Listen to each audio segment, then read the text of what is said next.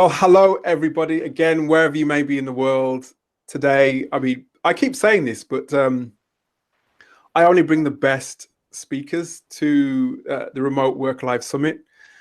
And I feel so blessed in that sense that today I have with me today, Derek Anderson of Startup Grind. He's the founder and CEO of Startup Grind.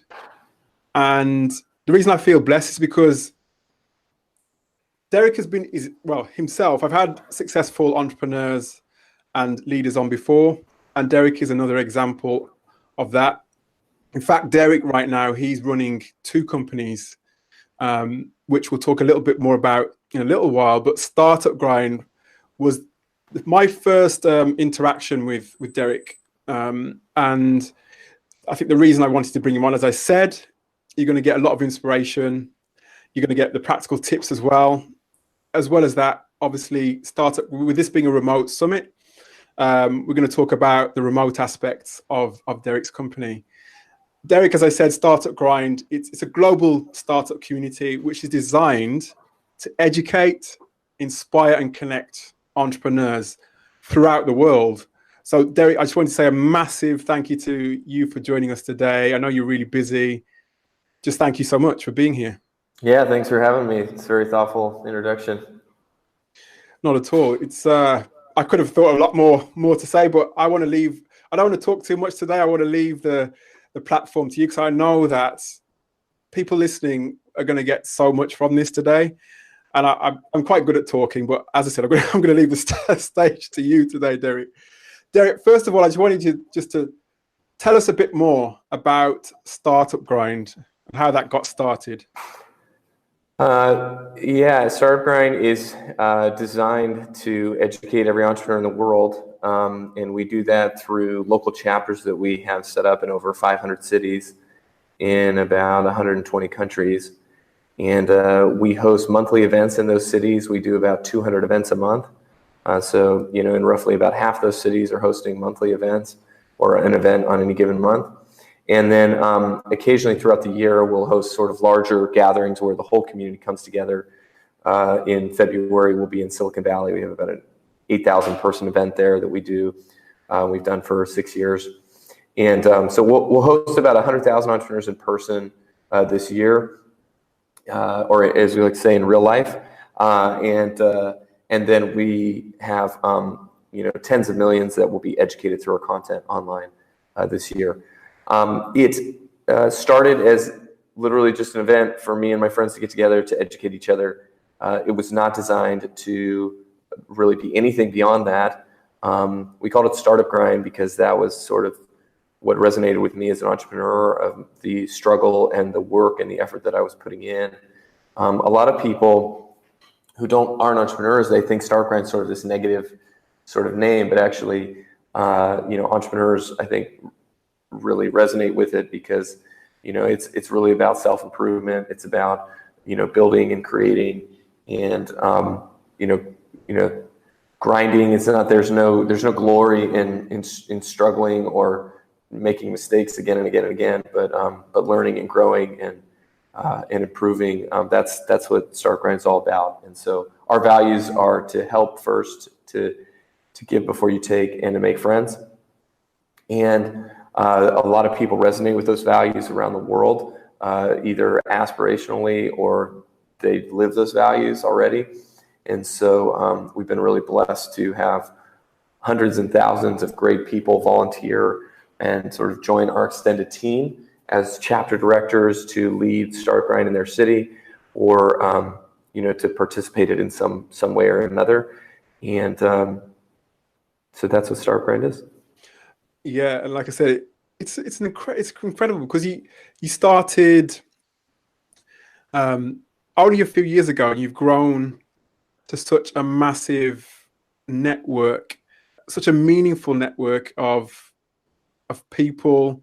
You mentioned the events and the content that you put out. It's such a valuable thing, and I think anybody listening to this, I mean, you may be thinking, why is it that I've got Derek on here who runs Startup Grind, which is aimed at entrepreneurs?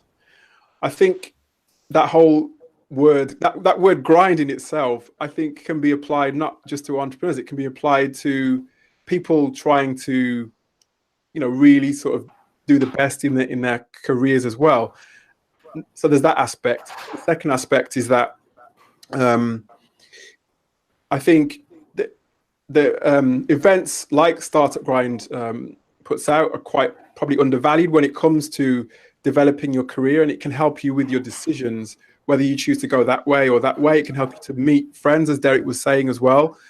And it's those values, I think, that really struck me in the, helping others first, making friends and not contacts, and giving and not taking.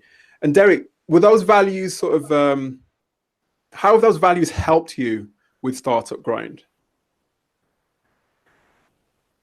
Well, honestly, like the most important thing that we did was we put our values on the website, and that started really attracting a lot of amazing people who we sort of matched our ethos and what we were trying to be. Very early on, attend the event, and he invited me to go to lunch with him, and he's a very successful investor. And he said, do you understand? He's like, I really enjoyed the event. It was very different. And I said, oh, thanks. And I was like, it's just an event. He's like, no, you don't understand it. Like the difference with Startup Grind and other programs is, and he sort of described these things about, it's more about making friends. It's not about LinkedIn connections. It's more about giving. And I was like, yeah, I guess you're right. Yeah, that's true. He's like, but don't you understand? It's very unique. And I said, no, I didn't. And he said, you need to articulate that and put it on the website. And so I did. I went back that day and we put it on the website.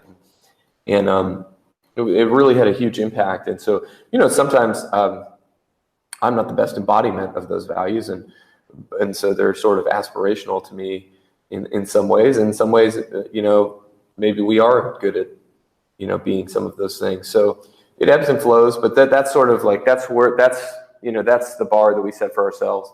And hopefully people that, have that bar, they find us. And when they see that, they're like, oh man, these are my people, this is the kind of people I want to be around, and they jump in and get involved.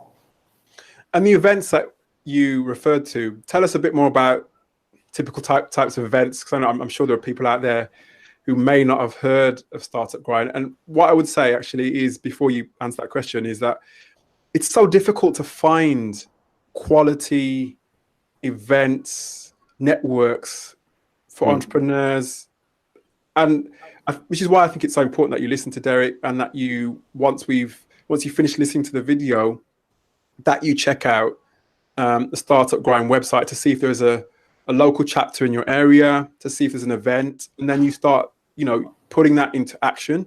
But Derek, back to my question, what are the typical events and content that you help entrepreneurs with? Yeah, early on we tried lots of different things, and at some point I had a speaker who was going to come, and he said, well, I'll come, but I can't prepare a talk, but I can just show up and you can interview me. And then I'll come right before, and then I'm going to leave right after. I said, okay, yeah, great, we can do that. And so that worked really well. People enjoyed the interview. It wasn't a sales pitch. There was a lot of learnings, and then it was good for me because then I got to be on stage with them. So then that helped my brand and helped me sort of meet more people. And so it was like a win-win-win. And after that, we're like, let's just do that. So we 99% of what we do is a fireside chat between a speaker, sort of influential thought leader, and a chapter director.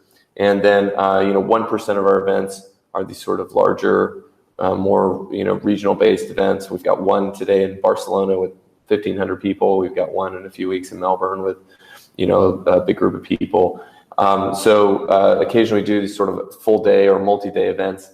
But generally speaking, it's a fireside chat evening event after work where you can just come in, listen for an hour, network, meet people, help people before and after, and then get on your way after a few hours.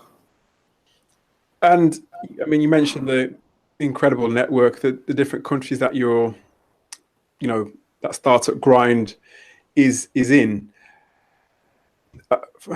For me, I mean, I have kids myself, and there's lots of people, lots of listeners here that have kids as well. How do you any tips, any advice for balancing what is a very busy and very it's a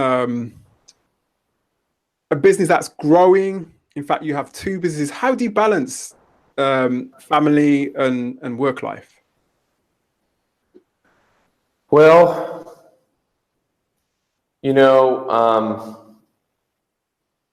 I think one thing that is sort of misunderstood is that work-life balance does not mean like equal balance.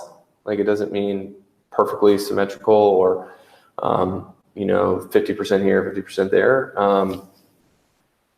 When especially when you're building a company or you're just working really hard, you're trying to sort of level up and move your circumstances from where they are to somewhere significantly ahead. And that requires a lot of effort and work to do that, or everyone would do it. And so, what I just try to do is just put the important things in first. And there's this analogy that probably people have heard, where you have a jar and you have these big balls and you have little balls, and you got to put them all in the jar.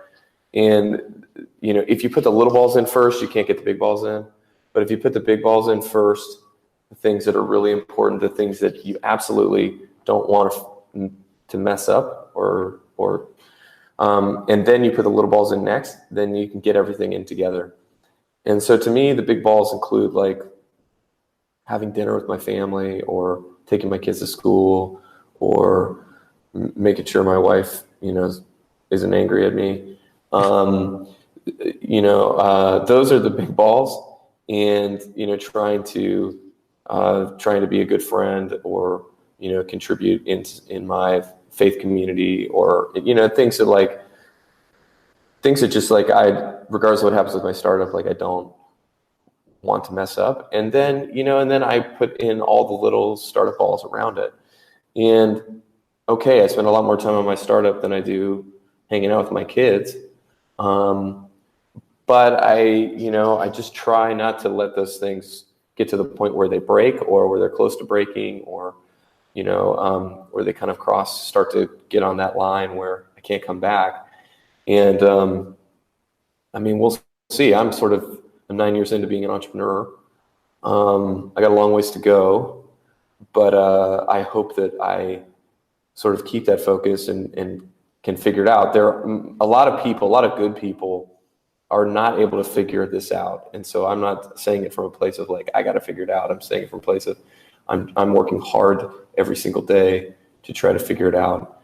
And I do things like I take red eyes after my kids go to bed, or I take crazy flights to get home so I can sleep in my own house as much as possible. I travel as little as possible.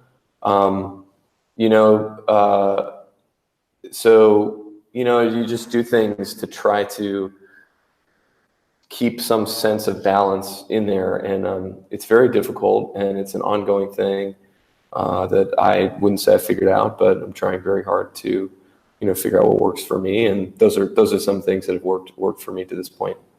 Well, like I said, as a father myself, I find you an inspiration, Derek, and I said that before we got online. And it's I love that analogy that you gave, and also the fact that I think a lot of people think that the work-life balance is like a perfect balance. But that perfect balance, like you said, it doesn't have to be 50-50. It can be, like you said, with me, I took my kids in, I take my children to school, keeping my other half happy, those sorts of things, trying to be, in fact, what you're doing, in many ways, you're laying down your legacy. You're preparing the future, aren't you? In many ways, not just for yourself and your family, but for other people as well. You're helping other people in the world. So, thank you for that, Derek. Thank you. In terms of back to startup grind now. I want to talk a little bit more about startup grind because like I said to you before, I mean, it's really hard to find quality. Well, the reason it's so difficult to find quality networking events is because there are so many. You can look online, you find so many people saying that they've got the next biggest thing, the greatest event coming up. I know that startup grind is one of the best out there. How can something like startup grind, how can startup grind help with those people trying to sort of really push their career forward?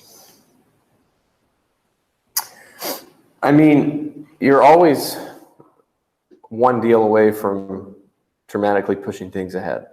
So, a couple of years ago, we signed up a partnership with Google for Entrepreneurs, now Google for Startups, which is a group inside of Google that helps entrepreneurs and startups. And, when we signed that deal, it was like we leveled up, and a lot of things changed. There are certain people that have joined the team over the years that, like, when they joined the team, it was like, boom, like we just leveled up. And so, startup grind is a great way to sort of introduce serendipity into your life, into your professional life, whether it be through what you could learn at a startup grind in a talk, or meeting a speaker, or could be somebody, meeting the person sitting next to you. You never know who it is. And so I think if, great entrepreneurs are always learning and are always opening doors. It doesn't mean you like say yes to everything, but you're at least sort of listening to everything. And I think startup grind just puts you in a position where you can get a lot of feedback. You can meet a lot of interesting people and, potentially do something great. And there's lots of great examples of that over the years. I won't bore you with them right now, but it's just say you have to trust me. But like, if you come, I went to a startup grind last night in Sacramento, California, and I met a bunch of interesting people that I would have never, ever met in my entire life. There's no way I would have ever come across them. And I think I helped one or two people too, and they made the effort to get there. There's somebody looking for a job. They may end up working for us. There's an entrepreneur who's really struggling with a startup. We spent 20 minutes together talking about what he can do to improve and to fix the problems that he has. You just don't know unless you get out of your chair and get out of the building and put yourself out there and try to get better.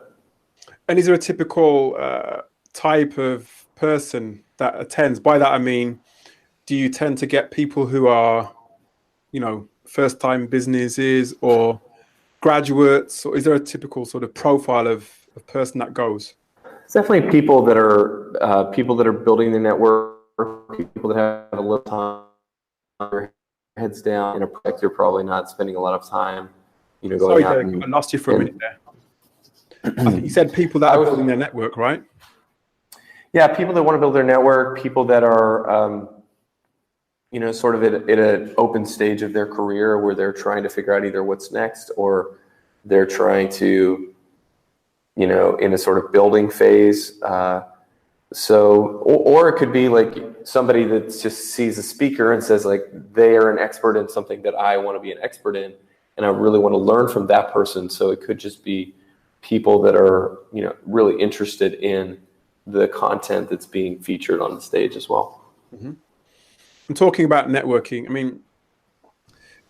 Like I said before, these sorts of events are great for entrepreneurs to network. They're great for people in general to network as well. Do you have any specific tips? Do you have a 101 in terms of networking and making new friends, making new connections, especially at an event like Startup Grind? I would just, if you go to Startup Grind, just don't pitch people's brains out with your idea. Like, just relax and look to the person to your right, your left, and think, how can I help this person?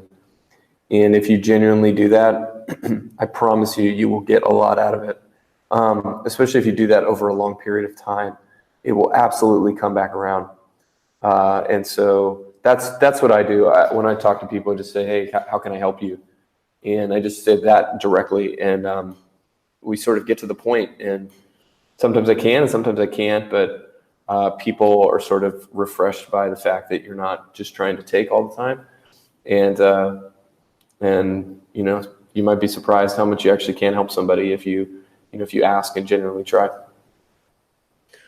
Yeah, I got asked a question about, well, somebody asked me for an introvert, you know, introverts who may be perhaps on the shy side, not all the time, but usually on the shy side. Do you have any sort of advice for, you know, if you go into a startup grind event, any advice for an introvert who's perhaps trying to, you know, they see somebody in the corner there or somebody sitting next to them, an opening line or anything like that? I don't know. I'm maybe not the best person to advise introverts on how to be less introverted, but you know, like if you're worried about talking to somebody, at the very least, like go talk to the person that's running the event. You know, that person should be friendly and open, and whether it's startup grind or not. So, you know, just look for people that are smiling. I mean, look for people that seem welcoming and go talk to them. That's usually who I'd go to talk to anyways. But just find people that seem like they'd be willing to, you know, to sort of work with you on a conversation, and then point you say, hey, is there anybody else here you think I should meet that you could introduce me to? It's really easy for people to, you know, introduce you to somebody else. It's like, oh yeah, I just met this person, they're interesting, and maybe that can keep, you know, kind of, you can leapfrog to the next lily pad, the next lily pad, next lily pad, by just, you know, asking people, or if people sort of walk up, like, you know, invite them into the conversation, and try to just get more people involved, and then maybe you don't have to, you know, you're not doing that much work, but you're just sort of being aware and you know, hustling a little bit. I like that. And I think when people think of networking, they probably are intimidated because they don't know how to open things up, maybe. So I suppose it's about asking simple questions, isn't it? And just having a general, natural, normal conversation, right? Yeah, I think that's right. And another question that I get asked quite a lot, and whether that be from people who are entrepreneurs or would-be entrepreneurs, or people who are looking to, you know, understand which direction to take their next, you know, to look for their next opportunity, is about picking a niche, or a niche, as they say in England, picking a niche. How do you go about picking an idea, or picking, I suppose, your next route, your next direction? Well, I think Paul Graham, who started Y Combinator, sort of describes this the best, and you can go read some of his essays, or people that watch this should go read some of his early essays. I think they're really good at this, but I think that really the best way to do it is to really approach it from the problem. You know, what problem are you trying to solve? And how are you uniquely positioned to solve that problem? And whether that's domain expertise or background, or, you know, something like, I met a guy actually in Sacramento who's doing a construction software company. And I said, you know, what's your background? He said, well, my dad runs, you know, one of the 20 biggest construction companies in the country. It's like, wow, you probably know a lot about construction if that's the case, right? And you've probably got a big network or through your, you know, family. You've got a good big network in the construction industry. So how are you uniquely positioned to solve a problem? And I would just, you know, and then I would say, like, well, people pay for it. How much will they pay for it? And you don't know unless you ask, and then you ask them to give you a check. And so, you know, that's where I would really start with the problem. A lot of times that's when people start talking to me about ideas, it's always say, like, well, I just say, like, what problem are you trying to solve?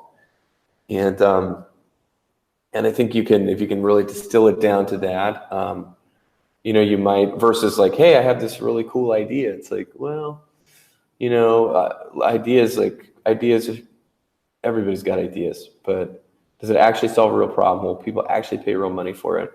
And are you uniquely positioned to actually solve that problem, either from a technology standpoint or otherwise. And if you have good answers to those things, then you might want to invest a lot of time and money and energy into building it. Sounds good to me. Sounds great. And obviously, a lot of people on here today aspiring to, well, this is the remote work-life summit.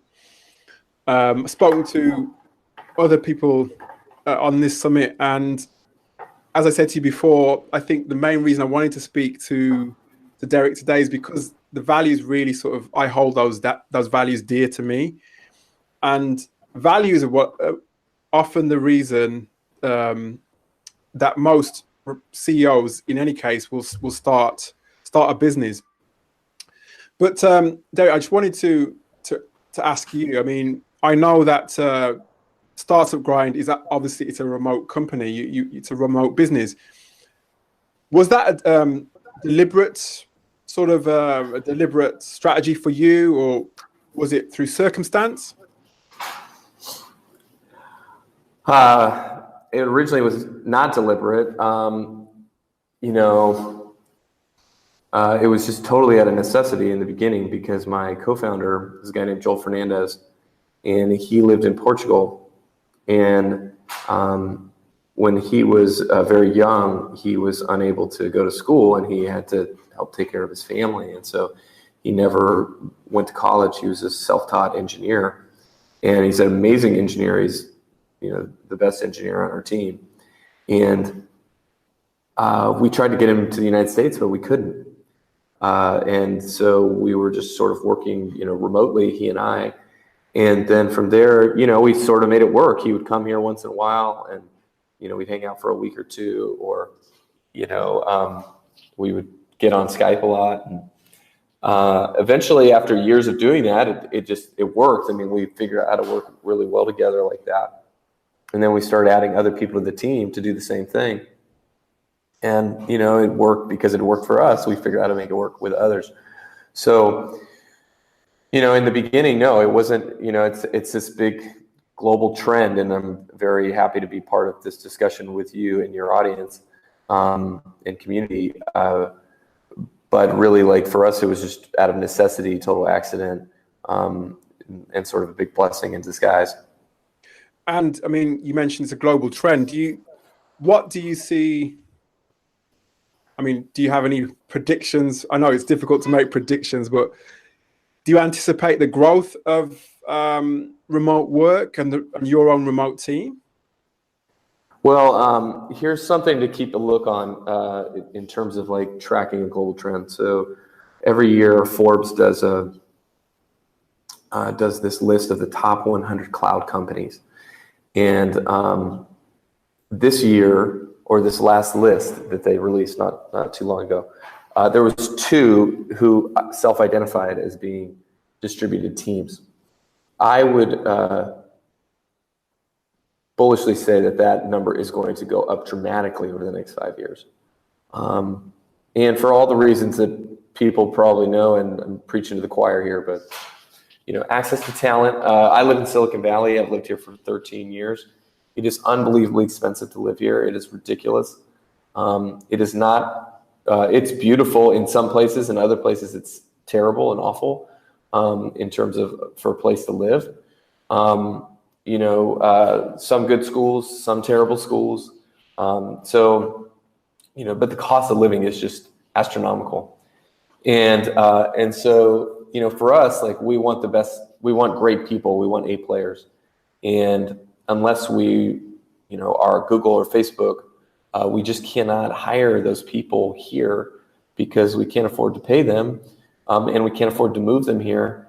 And so, and frankly, like, people don't want to live here. There's better places to live.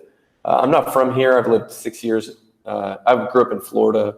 I lived 6 years in Europe as a kid. I lived in New Zealand for 2 years. So there's lots of amazing places to live that are not Silicon Valley. But having your company sort of headquartered here, having a hub here is super valuable and super important. And so, but we just want great people, and we want to scale a company with great people, but, we can't compete with Google and Facebook. So, getting great people around the world. We have people all over the world that work for us, all across the United States, all across, Western Europe, Africa. We have people in Asia that work for us. So, there are amazing people literally everywhere. And it's just a matter of finding them, making sure they match your culture and your values, and then bringing them in, and figuring out time zones, figuring out meetings using Zoom or Hangout. You can really build a team and make it work today, where it was even 5 years ago, it was much more difficult than it is today. So I think that's only getting easier. And how, when you're actually going out into the market and selecting and doing your scoping for new talent, like you said, you've got a global talent pool to source from. What does your recruitment process look like from the actual top, where you're scoping out and sourcing people?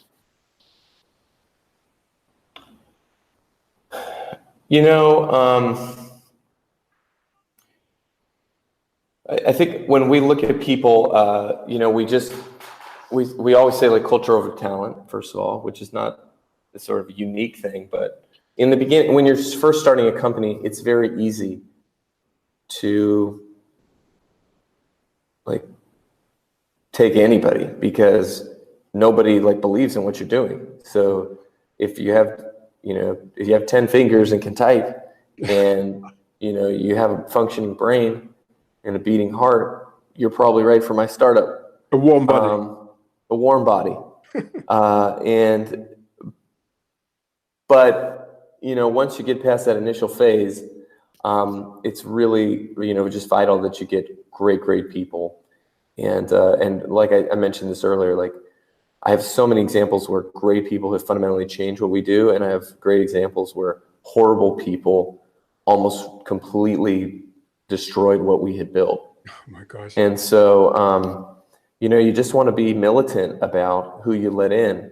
And I don't know, location to me is not a factor in that. You look for remote people. You need people that are self-starters, people that can, people that can work without having to be checked on. I mean, we don't track what people are doing on a day-to-day basis or hour-by-hour basis. We definitely check day-to-day, but you just have to, if you're susceptible to watching Netflix, if you're home alone, you're not going to be a good remote worker. And so, it's a certain kind of person, and they have to match our culture and have to be that certain kind of person and sort of self-starter person. But I don't know, my experiences shows that those people are in every culture and in every country. So I'd rather get we have 3 great designers from Latin America, and they're all women, and they're all incredible, and they have this unique style. And I don't know what we do without them. The oldest ones that have been around, oldest in terms of the company, longest with us, fundamentally changed the way people perceive our brand. And this is somebody that was not involved until the last few years and doesn't live in this country. And, I've met a few times in my life, but they just have totally changed what we've done. I don't know what we'd do without them. So thankfully we're able to work remotely with them. And you said it takes a certain kind of person. You mentioned the Netflix thing there, that made me laugh. For me, but obviously, like you said, you've got a self-starter. You've got somebody who you have to have, I suppose, a certain amount of resilience, don't you? Because you don't have. Well, I suppose in any facet you need resilience, but more so, I would have said, as a remote worker. Are there any other sort of, I suppose, traits that you have in your team in terms of somebody who's naturally inclined to work remotely? It's interesting. We have a lot of people that have kids. We have a lot of people that have families. I find that if I had a team that was all based here in the same office with me, I don't think I could coach my kids' basketball teams or soccer teams or whatever. It would just, because you need to be in the office, you need to have a physical presence. But for me, again, like putting the big balls in first, I think we're able to help people. Like, look, if you need to go do, volunteer at your kid's school, or hey, if you need to go do something, like you can go do that in the middle of the day and then just make the work up later. And nobody's, we just trust that you're going to do your job. And you can't, if you're driving to an office, you can't just like leave at 3:00, 2 times a week. But if you're at home and you're driving down the street, you can do that. You can come back and finish your work. So I think, we sort of over-index on people with kids, honestly, which is kind of interesting.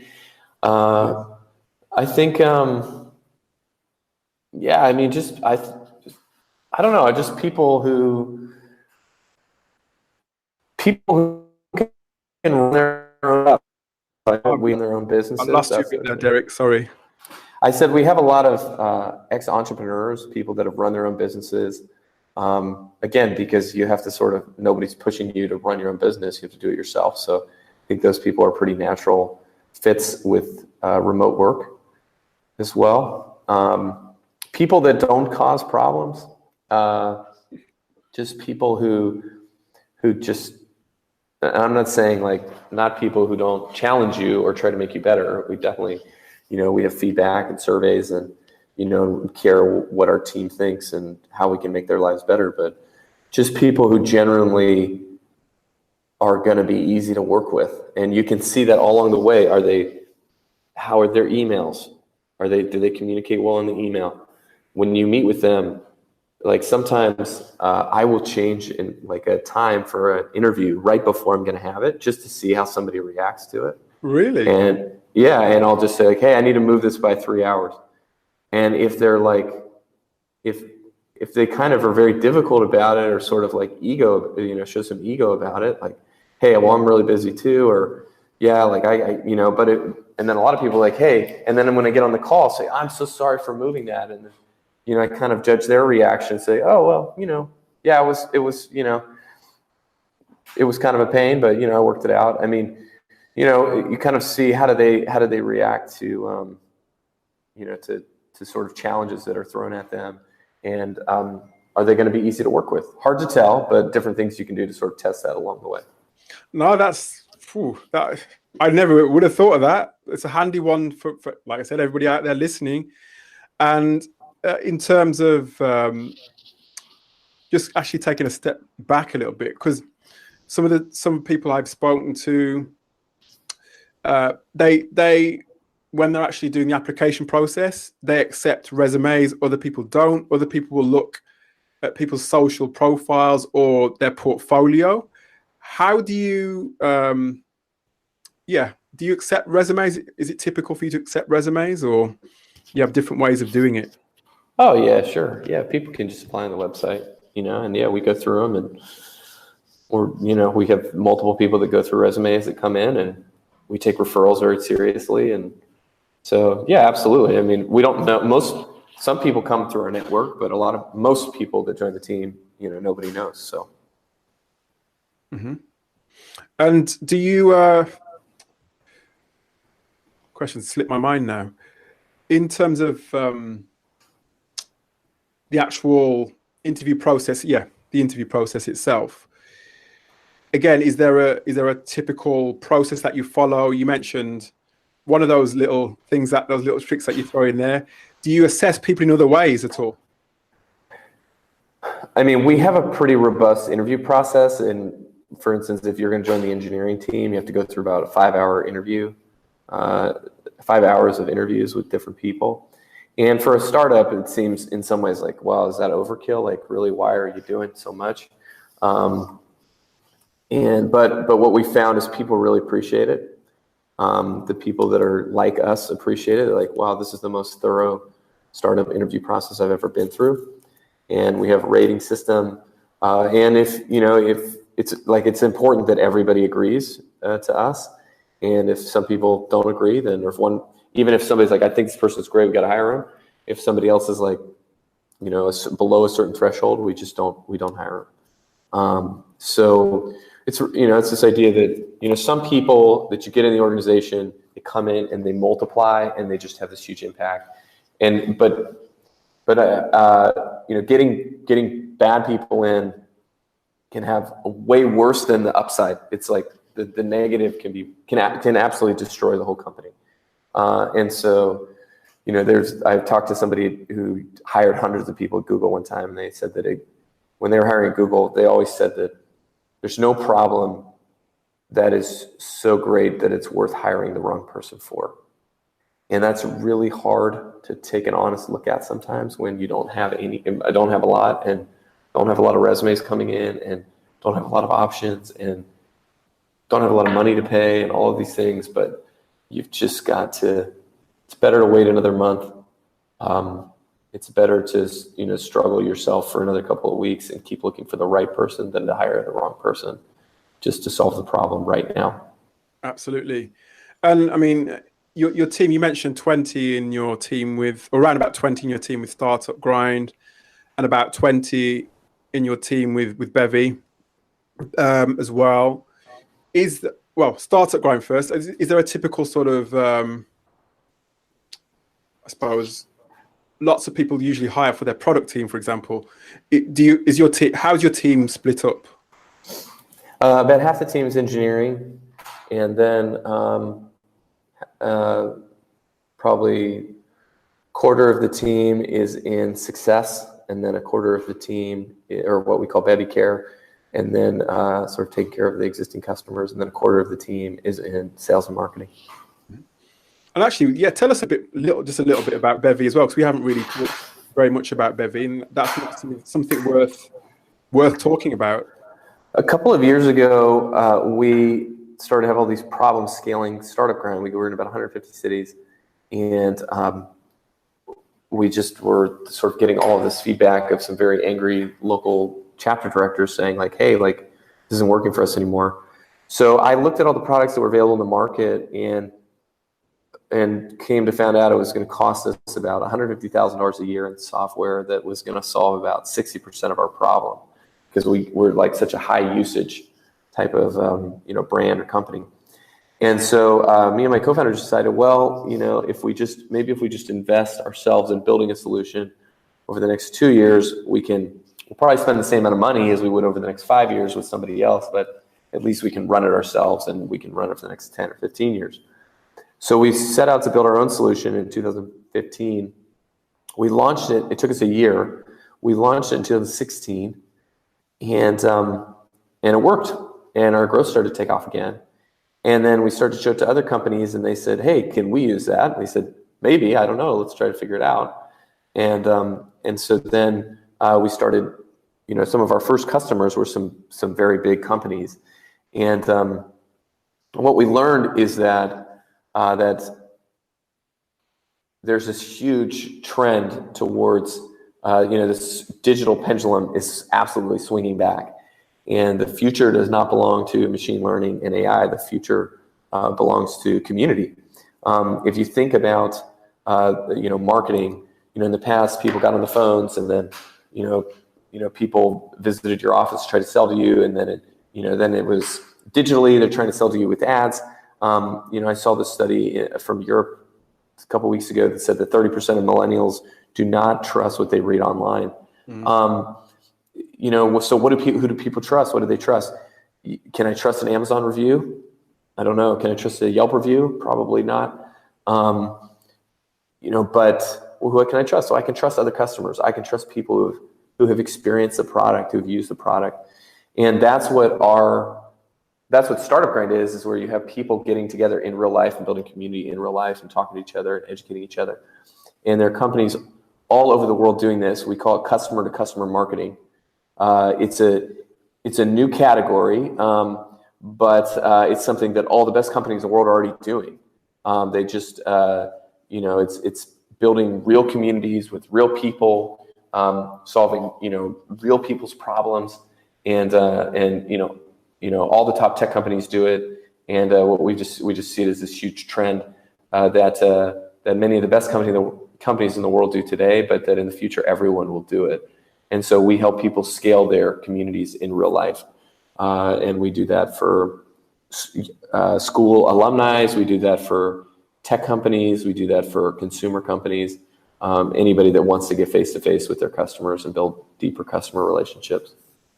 And you think, because of the amount of hype that's surrounding AI at the moment, that was really that's the future. But it's to me, I think along the same lines as some of those servers that you talked about, is that you can trust people. You can trust, you have to put your trust in people above technology or above what you read online. And is that is that the direction that you're going? And you're going more away from the artificial side of things and more towards continuing to scale the whole idea of the custom marketing piece that you talked about? Yeah, I mean, we, before it's, events are expensive. Oh, I lost you again. Sorry. There's lost you a minute there. Monotonous, deep. Events are expensive. They're difficult to run. There's a lot of cumbersome little details involved in them.